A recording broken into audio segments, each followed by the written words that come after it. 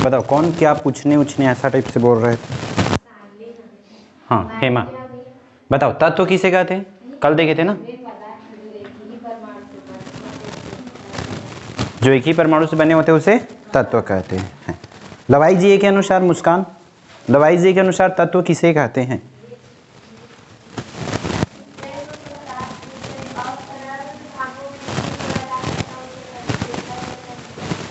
ठीक।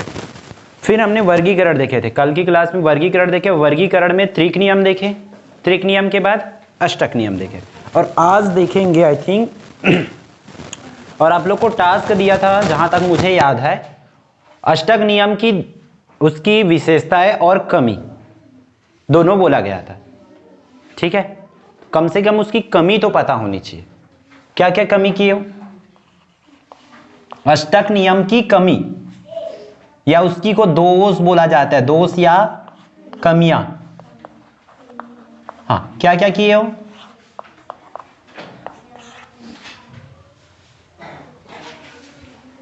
क्या क्या किए हो? अरे कोई पीछे वाले किए हो कि नहीं? काजित, इतना टाइम तक मैं बोल क्या रहा हूं और सुन क्या रही हो तुम? वाह हरी बच्चे लोग, मैं उनकी दोष या कमी बोला था, कम से कम 2-3 तो पता होनी चाहिए ना। ठीक है, तो इसकी कमी एकदम आसान आसान है। ये जो नियम है अष्टक नियम, जैसे कि उसमें सिर्फ 3 त्रिक बना पाए थे। ठीक है, न्यूलैंड ने क्या किए, सिर्फ 56 तत्वों को, 56 ही तत्व ना, मतलब सिर्फ 8 अष्टक ही बना पाए। ये उसकी पहली कमी है। सिर्फ और सिर्फ कितने अष्टक बना पाए? 8 अष्टक ही बना पाए। और दूसरा की बात करें, दूसरा कमी क्या हो सकता है?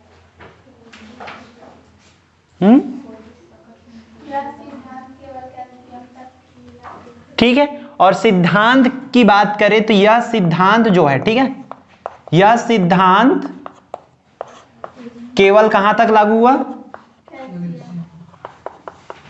केवल कैल्शियम तक लागू हुआ, मतलब उसके बाद के में तत्वों में यह नियम लागू ही नहीं हुआ। ठीक है, यह नियम उनका काम ही नहीं करा। जो नियम बताए कि फिर से पुनरावृत्ति होती है, तो पुनरावृत्ति होना क्या हो गए? बंद हो गए। तो यह नियम सिर्फ, यह सिद्धांत बोल सकते हैं, या अष्टक नियम कहां तक हुआ? सिर्फ केवल कैल्शियम तक ही लागू हुआ, उसके आगे नहीं जा पाए। और है क्या एक आग? हाँ क्या? असमान तत्वों को भी एक ही में रख दिए थे, वही वाली है ना कमी। मतलब असमान तत्व वो अलग ही है, एकदम से अलग है, वो उसके प्रजाति में नहीं आते, तब भी उन तत्वों को रखा गया था, क्योंकि उसके हिसाब से जमा रहे थे परमाणु भार के हिसाब से। तो इसमें लिख सकते हैं असमान तत्वों को क्या किया गया? असमान तत्वों को एक ही समूह में रखा गया। ठीक है, एक ही समूह में रखा गया। और है क्या कुछ कमी इसकी? अरे बुराइयां निकालना चाहो तो हजारों निकल जाता है, आप लोग 2-3 भी नहीं निकाल पा रहे हो। आगे बढ़ो, नेक्स्ट। इसके बाद हमें देखना है क्या? लोथर मेयर का परमाणु आयतन वक्र। ठीक है, ये भी जर्मन के हैं पक्का? ठीक है, और कौन थे जर्मन वैज्ञानिक? लवाइज जी है, न्यूटन, रॉबर्ट हुक, डाबेराइनर, वही थे ना। ठीक है, तो जर्मन वैज्ञानिक लोथर मेयर ने तत्वों के परमाणु भार तथा परमाणु आयतन के आधार पर क्या किया? एक ग्राफ बनाया। किनके आधार पर? तो देखो यहां से चेंज हो रही। अभी तक जो वैज्ञानिक, 2 वैज्ञानिक हमारा आए हैं, उन्होंने सिर्फ और सिर्फ किसके आधार पर वर्गीकरण किए? परमाणु भार के आधार पर। अब ये नया वैज्ञानिक है, बोल सकते हैं, जिन्होंने नए तरीके से हमें बताए। किनके आधार पर? परमाणु भार और परमाणु आयतन। ठीक है, इनकी आधार याद रहेगी आपको? कौन सी आधार पर? परमाणु भार व परमाणु आयतन पर इन्होंने किए। ठीक है, बस इसको अच्छे से याद रखो, परमाणु भार व परमाणु आयतन के आधार पर इन्होंने वर्गीकरण किए। तो देखो इसकी ग्राफ के बारे में पूछ सकते हैं, इसका क्वेश्चन दो तरीके से पूछे जाते हैं कि लोथर मेयर का परमाणु आयतन वक्र किसे कहते हैं या क्या है करके। ठीक है, एक क्वेश्चन ऐसा, और दूसरा लोथर मेयर का परमाणु आयतन वक्र का नियम या लोथर मेयर का नियम लिखो ऐसा। ठीक है, तो नियम हम बाद में लिखेंगे, पहले इस वक्र के बारे में बता देते कि एक्चुअल में ये है का। देखो लोथर मेयर ने क्या किया, परमाणु भार और परमाणु आयतन के मध्य ग्राफ बनाया। ठीक है, तो इसको इस तरीके से लिख सकते हो आप लोग, तत्व लोथर मेयर ने स्टार्टिंग में डाल लेना नाम को। ठीक है, लोथर मेयर ने तत्वों के परमाणु भार व क्या किनके मध्य, परमाणु आयतन के मध्य या बीच, ठीक, मध्य एक ग्राफ बनाया। उसे ही क्या कहते हैं हम लोग, उसे ही लोथर मेयर का परमाणु आयतन वक्र कहते हैं। आपको कंप्लीट लिख लेना है। ठीक है, कैसे लिखोगे, लोथर मेयर ने तत्वों के परमाणु भार व परमाणु आयतन के मध्य, किनको किनको लेकर के, एक तरफ ऐसा ग्राफ ऐसा बनता है ना हमारा इस तरीके से, तो आपको छोटा सा ऐसा ग्राफ बना के दिखा देना है। अब एग्जैक्ट ग्राफ तो बनाना मुश्किल है, तो आप इस तरीके से उसको शो कर सकते हो नॉर्मल से। ठीक है, लेकिन एक तरफ आपको किसको शो करना पड़ेगा, परमाणु भार को। तो आप इस तरीके से यहां पर लिख सकते हो परमाणु भार, और एक साइड लिख सकते हो किसको, इस तरीके से परमाणु आयतन को लिख सकते हो। तो इस तरीके से परमाणु भार और परमाणु आयतन को लेकर के ग्राफ बनाया, उस ग्राफ को ही लोथर मेयर का परमाणु आयतन वक्र कहते हैं। लिख लोगे, क्लियर है। अब देख लेते हैं इसका नियम, इन्होंने भाई क्या नियम दिए हैं करके। नियम जानना बहुत जरूरी, आपस में बात मत करो लड़की लोग। ठीक, नियम की बात करें तो नियम इन्होंने इसी के आधार पर, अभी ग्राफ बनाया तो ग्राफ बनाने से उनको कुछ ना कुछ तो देखने को मिला होगा ना, रिजल्ट मिला होगा ग्राफ से कि क्या घट रही है, क्या बढ़ रही है, क्या कैसे होता है। इनको मिला है, अरे इसका परमाणु भार इतना है तो उसकी आयतन कितना है। हर किसी तत्व का परमाणु भार और आयतन होता है, तो कुछ ना कुछ तो हुए होंगे ना। मान के चलो परमाणु भार 5 आयतन 3, तो ऐसा करके मिलाए होंगे कुछ ना कुछ। जैसे ग्राफ बनाना आता है ना, मैथ्स में अपन 7 चैप्टर में पढ़े हैं, तो ऐसे उन्होंने ग्राफ बनाए। तो इस ग्राफ को देख करके, ग्राफ के माध्यम से क्या किया उन्होंने, एक नियम दिए। तो वो नियम क्या वो है भाई, इसको याद रखना, तत्वों के परमाणु आयतन जो है, नियम को याद रखना, एग्जैक्टिक। ठीक है, तत्वों के परमाणु आयतन जो होते हैं, तत्वों के परमाणु आयतन उनके परमाणु भार के आवर्ती फलन होते हैं। ठीक है, आवर्ती फलन होते हैं, बस ये कॉन्सेप्ट अच्छे से याद रखना, इन्होंने नियम दिए हैं ऐसा।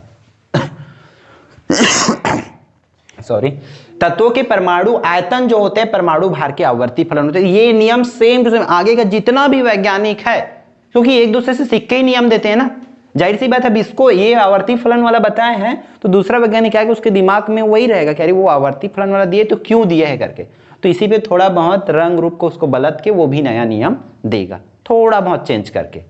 ठीक है, तो इसको अच्छे से याद रखना और समझना भी पड़ेगा, क्योंकि इसी के जैसे नियम देने वाले आगे के हमारे वैज्ञानिक है कौन कौन, एक तो है मेंडलीव जी, दूसरा है हमारा मोस्ले, और उस मोस्ले जो है बोरबरी का भी है, बोरबरी भी उनके साथ मिले हुए हैं। मोस्ले और बोरबरी ऐसा नाम देखने को मिलेगा, सुनने को आपको आगे। ठीक है, तो तत्वों के परमाणु भार जो होते हैं उनके तत्वों के परमाणु आयतन जो होते हैं परमाणु भार के आवर्ती फलन होते हैं। मतलब उसकी अगर परमाणु आयतन बढ़ता है तो उसकी भार भी बढ़ती है। आवर्ती फलन में अगर वो घट रहा है तो वो भी घटेगा। क्लियर? ठीक, तो यहां तक नोट करो। मेंडलीव का वर्गीकरण, देखो इनकी थोड़ी सी स्टोरी है, इन्होंने कैसे किए। देखो इन्होंने भी कुछ ना कुछ किए तब तो जाके इनको नियम मिला ना। तो जब ये आए, कौन, मेंडलीव आए, तो इन्होंने भी कुछ ना कुछ तो एक्टिविटी किए होंगे। ऐसे नहीं कि रात भर सोए थे सुबह उठे उनके नियम आ गए, ऐसा नहीं। कुछ ना कुछ मेहनत किए होंगे, कुछ ना कुछ कलाकारी किए होंगे, तब जाके उनको ये नियम मिला। तो इनका भी मेंडलीव के वर्गीकरण के बारे में भी पता होनी चाहिए थोड़ी बहुत। इनका वर्गीकरण कैसे में आया, इन्होंने तत्वों को परमाणु भार और परमाणु आयतन के हिसाब से क्या किया, ग्राफ बनाए। ग्राफ बनाए तब जाकर उनको नियम मिला। तो इन्होंने क्या किए, इनके टाइम तक लगभग जो है 63 तत्व ज्ञात थे। किनके समय में, मैंडलीफ के समय में। ठीक है, ठीक है। और इनकी आधार की बात कर लेते हैं। सबसे पहले इनकी आधार कौन से आधार पर किए हैं, क्योंकि आधार जानना बहुत जरूरी है। इसका आधार परमाणु भार व परमाणु आयतन। तो इनकी जो आधार है ऊपर में ही लिख लेना इस आधार को। आधार जो रहेगा परमाणु भार एवं उनके भौतिक और रासायनिक गुणधर्म। सॉरी, परमाणु भार, ठीक है। क्या लोगे, परमाणु भार और इनके भौतिक रासायनिक गुणधर्म। ठीक है, तो ये नया आ गए। इनका था परमाणु आयतन और ये परमाणु भार को कोई छोड़ नहीं रहे ना, मेन चीज है परमाणु भार। परमाणु भार और उनके भौतिक रासायनिक गुणधर्म। क्या हुआ, रासायनिक नहीं लिखा है, ठीक, लिख लेना। रासायनिक लिखा है, रासायनिक लिख लेना। ठीक है, फोटो कॉपी मत कर देना ऐसी जस के तस, गलत लिखा गलत। परमाणु भार और उसके भौतिक और रासायनिक गुणधर्म कर लोगे। ठीक है, इन आधार पर क्या होता है, इनके टाइम में देखो 63 तत्व ज्ञात थे। अब थोड़ी सी इसकी वो सुन लेते हैं। अरे यार, क्या कि उनके बोल सकते हैं इन्होंने 63 वो लिए, कार्ड लिए, छोटा छोटा एक पेपर का टुकड़ा काट के रखे। उन 63 तत्वों पर उन्होंने सभी समान गुण वाले तत्वों को जमाया। 63 कार्ड लिए, छोटा छोटा अलग अलग करके कलर किए होंगे, जैसा भी हो 63 उन्होंने छोटा छोटा एक कार्ड लिए। उस कार्ड पर उन्होंने समान गुण वाले तत्वों को क्या किए, जमाए, रखते गए। समान गुण जो था उसको जमाए।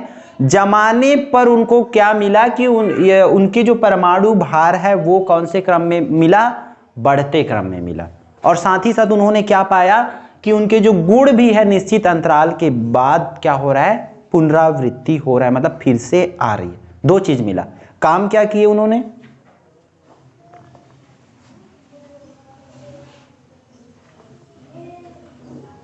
मतलब एक निश्चित अंतराल के बाद उसके गुण समान होते हैं। तो देखो इसमें लिखोगे क्या, मैंडलीफ ने 63 कार्ड लिए, उस कार्ड पर क्या किए उन्होंने कि समान गुण वाले तत्वों को रखते गए।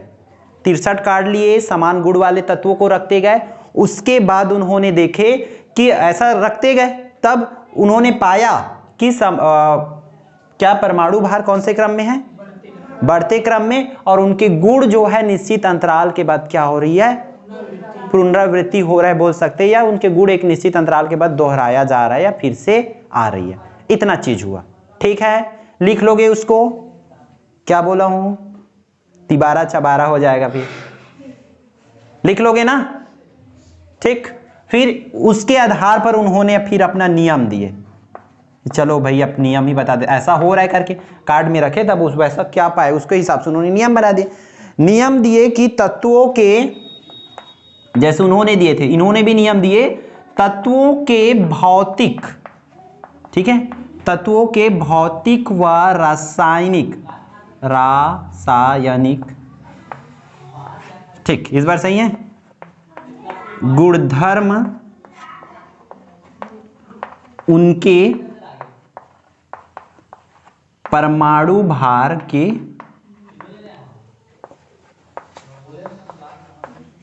आवर्ती फलन होते हैं।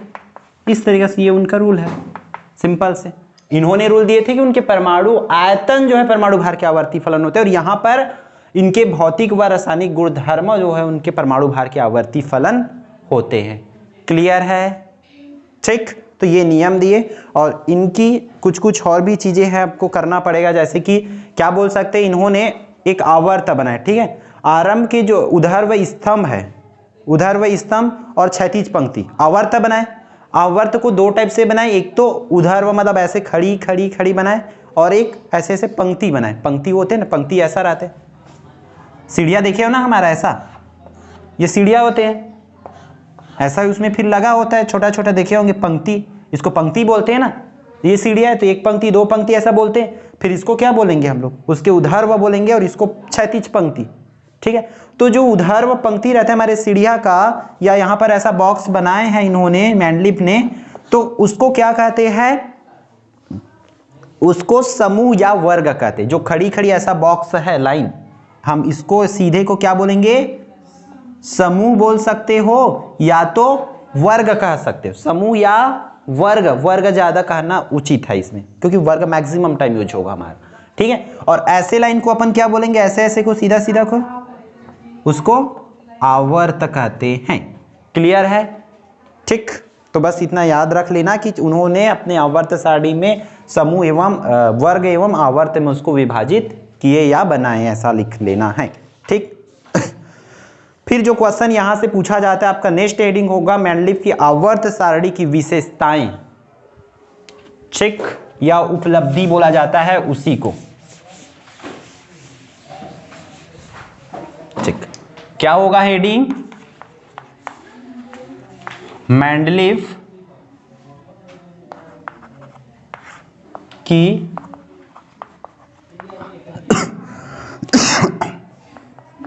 आवर्त सारणी बनाया उन्होंने। ठीक है, उस नियम के हिसाब से आवर्त सारणी की, इसी को क्या क्या बोला जा सकता है याद रखना, विशेषताएं।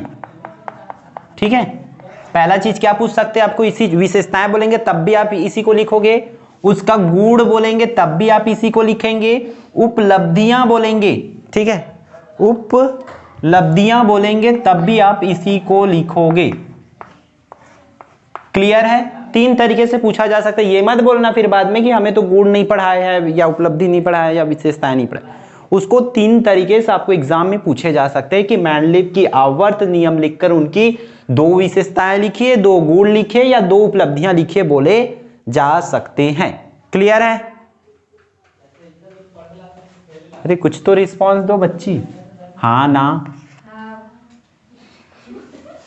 ठीक, तो विशेषताएं क्या क्या है देखो, मेन हेडिंग को आपको याद रखना है, उसी को बढ़ा लेना है। ठीक है, तो हमारा हेडिंग क्या दिया है, नए तत्वों की खोज में सहायता।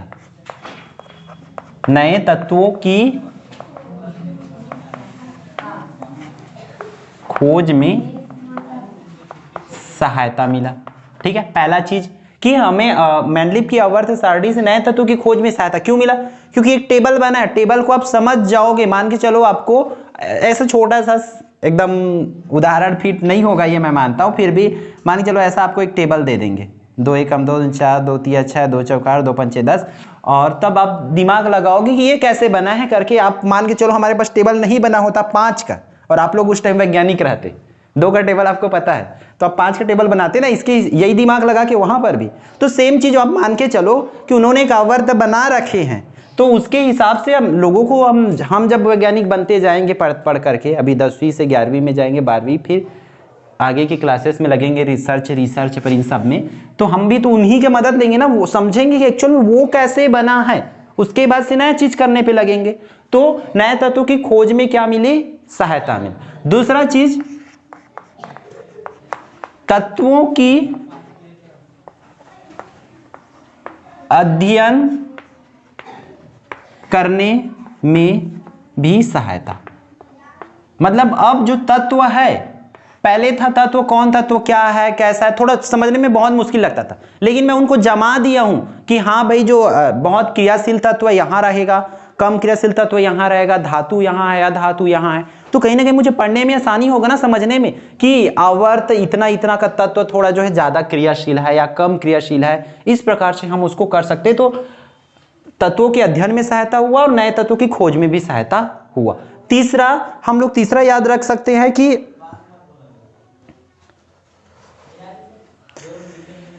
तीसरा हम लोग याद कर सकते हैं परमाणु भार ज्ञात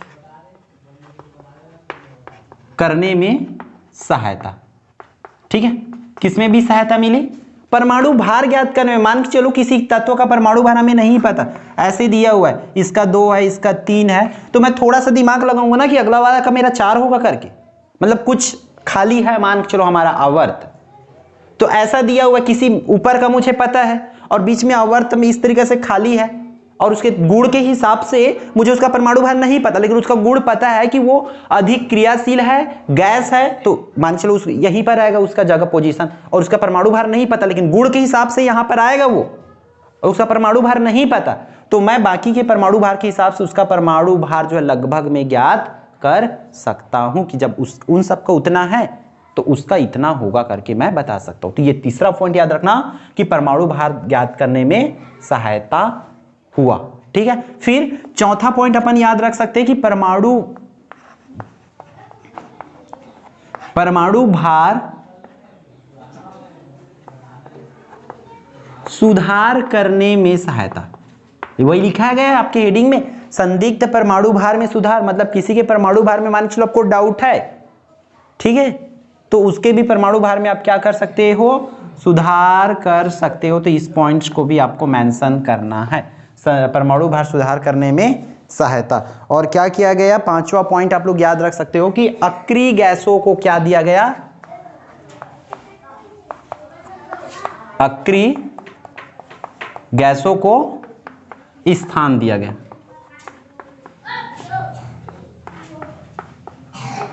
अब गाइड वगैरह में देखोगे, किसी परीक्षा बोर्ड सार जो भी आपके पास स्टडी मटेरियल है उनसे देखोगे तो एक दो ठो और मिल जाएगा, उसके हिसाब से आप कर सकते हो और बढ़ा सकते हो, एक्स्ट्रा चीजें आप करके रखो एक दो, और हो सकता है इसमें से कोई एकदम उतना अच्छा मजेदार नहीं है तो आप रिप्लेस कर दो आपके बुक में जो भी है आपके पास, जो भी स्टडी मटेरियल है उससे, ठीक है, कर लोगे। वैसे भी पूछे जाएंगे तो जहां तक मैं देखा हूं साइंस में एक किस्ट एकदम बड़ा क्वेश्चन नहीं देते, आपको तोड़ तोड़ के देते हैं कि पहले नियम लिखो, नियम के साथ विशेषता लिख दो, गुण लिख दो, ऐसा मतलब तोड़ तोड़ के देते, एक ही तो नहीं देते, ठीक है, या सीधा सीधा विशेषता बस को नहीं पूछते हैं।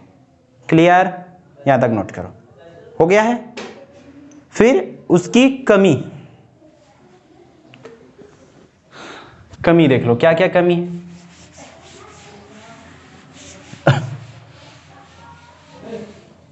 कमी को क्या क्या नाम से दिया जा सकता है, मैंडलिप की आवर्त सारणी की कमी, दोष, ऐसा वाला दोष हो जाएगा, ठीक, दोष, कमी, दोष या सीमाएं,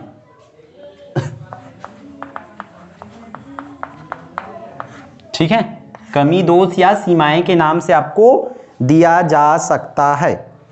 तो इसमें क्या होगा, ठीक, इसकी क्या क्या कमी, अब बुराई ही तो करना है, कर लेते हैं, ठीक, क्या क्या हो जाएगा, हाइड्रोजन का स्थान निश्चित नहीं था, ठीक है, पहला पॉइंट क्या लिखेंगे, हाइड्रोजन को निश्चित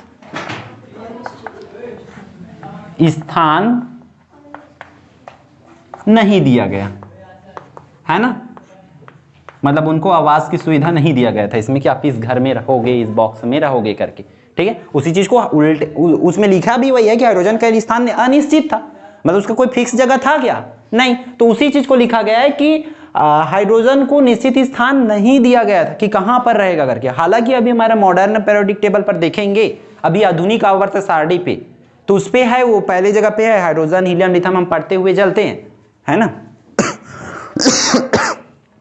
इसलिए हाइड्रोजन का स्थान जो है निश्चित नहीं था, क्या कहा जाता है, आवारा तत्व कहा जाता है ना, आवारा तत्व मतलब जो कहीं भी ऐसे घूमते रहते हैं।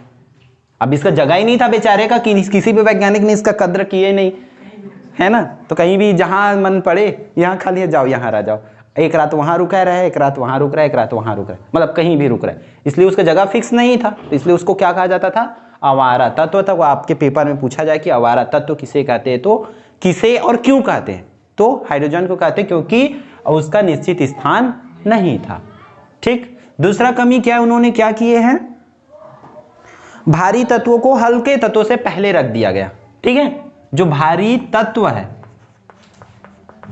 भारी तत्वों को हल्के तत्वों से पहले रख दिया गया, रखा गया, याद रहेगी यहां तक। थर्ड पॉइंट क्या बोल रहे हैं कि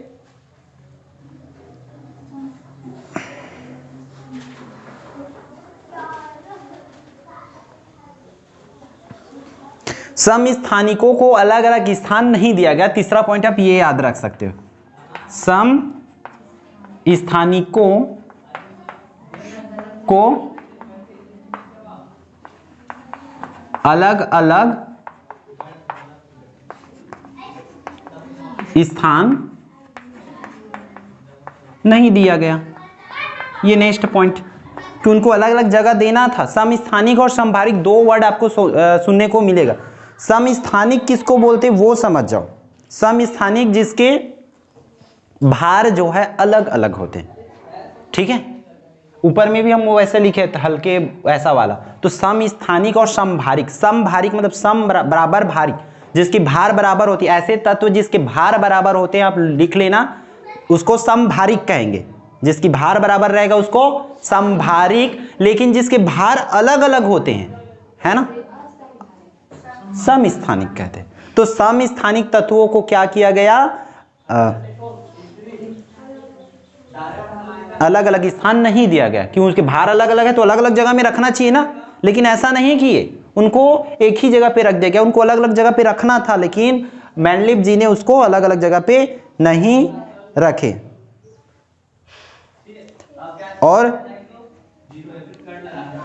और नीचे नेक्स्ट लिख सकते हैं, परमाणु भार जो है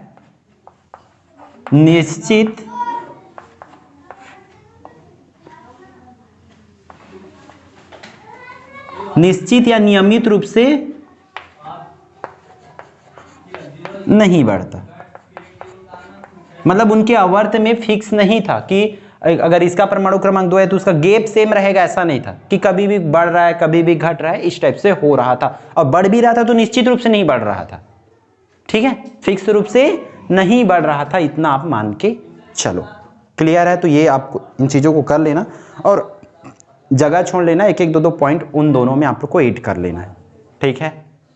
तो फिर देखते हैं बाकी जो है कल हमारा हो जाएगा फाइनली। एक ही टॉपिक बाकी है, दो मेन टॉपिक है, दोनों टॉपिक को करना ही है। एक तो है नेक्स्ट आएगा हमारा मेंडलीव के बाद कौन आएंगे, मोस्ले आएंगे। मोस्ले का पढ़ना है जो कि आधुनिक आवर्त सारणी, मतलब जो अभी चल रहा है वो वाली सारणी उन्होंने बनाए हैं। तो आधुनिक आवर्त सारणी आपको करना है अच्छे से, उसकी कमी ऐसा करेंगे दोनों को। आधुनिक आवर्त सारणी के नियम भी देखना पड़ेगा, नियम के बाद इन दोनों को देखना है। उसके बाद तत्वों के आवर्ती गुणधर्म करके लास्ट टॉपिक दिया गया जो कि मोस्ट इंपॉर्टेंट है, उसको आपको करना ही है, ठीक है। तो बाकी पढ़ के रखो, कल फाइनली ये चैप्टर आपका हो जाएगा।